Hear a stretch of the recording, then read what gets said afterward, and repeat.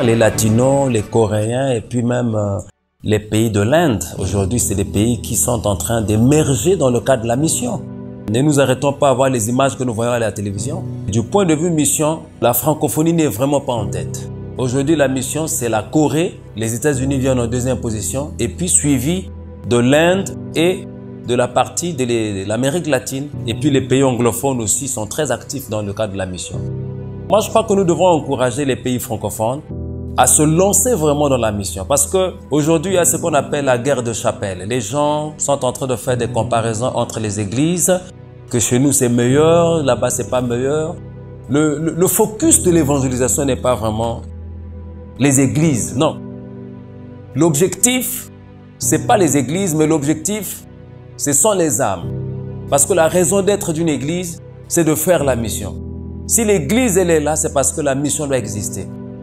Et donc, du coup, l'église qui ne fait pas la mission, elle est démissionnaire, en fait. Et elle doit même fermer les portes. Il faut que nous ayons une vision qui doit être bâtie sur le roc. Parce que, à un moment donné, on a comme l'impression que c'est beaucoup plus la théologie de la prospérité. Bon, on promet le mariage, on promet le travail. Mais les gens peuvent avoir tout ça, c'est des artifices. Et allons en faire. L'homme a besoin du salut. C'est ça, la clé de la mission. C'est le salut. Et le salut, c'est quelque chose qui est fondé sur l'expérience. Mais une expérience qu'on ne peut vraiment pas expliquer avec les mots. Et l'expérience, ça s'impose selon la grâce de Dieu. Le salut est posé sur l'expérience. Mais une expérience qui est fondée sur la connaissance de la parole de Dieu. Le brigand à la croix a fait l'expérience. C'était un païen. Il n'a jamais eu de baptême, il n'a jamais... Mais c'est à la croix qu'il a fait cette expérience-là. À travers les paroles qui sont sorties de la bouche du Seigneur. Il a cru et il a reçu la révélation. Jésus lui a dit, ce soir, toi et moi, nous serons dans le paradis. Mais si c'était une église qui était là, on allait dire non, il faut d'abord faire le catéchisme. Non, non, la religiosité bloque la mission. Christ a dit, allez partout dans le monde. Donc, un évangéliste, c'est quelqu'un qui parlait même en boîte de nuit. Il proclame la parole de Dieu. Et s'il a ne fût-ce que 5 âmes qui viennent à Christ, c'est déjà une victoire. Et quand la Bible dit aller partout dans le monde, partout, là veut dire partout. Mais nous sommes cramponnés dans des lieux, dans des lieux de culte. Bon, c'est de la routine sclérosante en fait. Il faut que les missionnaires sortent pour que l'homme de la rue puisse avoir le salut. Parce que Jésus ne nous juge pas. Il ne nous condamne pas non plus. Mais il nous tend sa main de grâce. La femme prostituée quand on l'a menée au pied de Jésus. Jésus lui a dit non, moi non plus je ne te condamne pas. Va, ne pêche plus. C'est ça ce qu'on appelle l'évangile de la grâce. Et c'est ça ce que Jésus nous laisse. Et non l'évangile de la condamnation. Parce que l'homme pécheur n'a pas besoin qu'on lui rappelle qu'il est pécheur. Il sait qu'il est pécheur. Mais il faut qu'on lui présente l'amour de Dieu à travers la parole. Parce que l'évangélisation, c'est la proclamation de la bonne nouvelle. Et cette bonne nouvelle est venue pour ceux-là qui n'en ont jamais entendu parler. Et l'église du 21e siècle doit faire très attention parce qu'on est là entre nous tous les dimanches. Frère, tu es venu, mais je ne t'ai pas vu le dimanche passé. Ça, c'est trop de routine en fait. Et ceux qui sont en dehors des cultes, qui doit leur parler de Dieu? Qui doit leur présenter Christ si ce n'est pas nous? Nous sentons qu'il y a vraiment une famine spirituelle qui sévit dans le monde.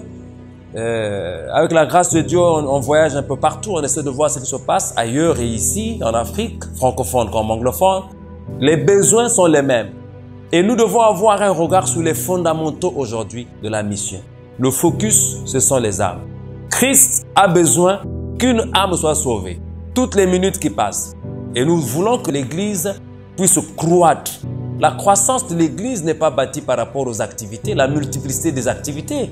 Des cultes, de ceci, cela. Mais c'est par rapport à la qualité, la maturité que les chrétiens peuvent avoir. Parce que être chrétien ne veut rien dire. Il faut être disciple de Jésus. Et donc, la mission doit avoir un regard porté sur 5 choses. La première, c'est la mission. La deuxième, c'est l'évangélisation. La troisième des choses, c'est le disciple, le discipleship. Nous devons faire des disciples. Les chrétiens qui sont gagnés à Christ, il faut faire d'eux des disciples pour qu'il y ait la multiplication. La quatrième des choses, c'est la communion. Il faut qu'on sente que là où il y a des enfants de Dieu, il y a l'amour. Et l'amour pardonne tout. L'amour ne fait point de mal. L'amour supporte tout. L'amour encourage les autres. L'amour ne culpabilise pas. Dieu ne nous culpabilise pas, mais il nous tend la grâce. Et les gens ont soif de la parole de Dieu. Les gens n'ont pas besoin de trop d'activités à l'église. Donc, l'évangélisation, la mission, le discipulat, la communion fraternelle. Entre les pasteurs, c'est la guerre aujourd'hui. Entre les laïcs, c'est la guerre. Et on se pose des questions de savoir réellement quelles sont les motivations de notre vocation. On laisse même l'ennemi qui est Satan, nous commençons à nous combattre entre nous. Mais les gens ont besoin de la proclamation de l'évangile. Et il faut qu'il y ait des gens qui doivent proclamer cet évangile sans prétention, sans subjectivité empirique, mais avec objectivité, tout en sachant que Christ vient bientôt.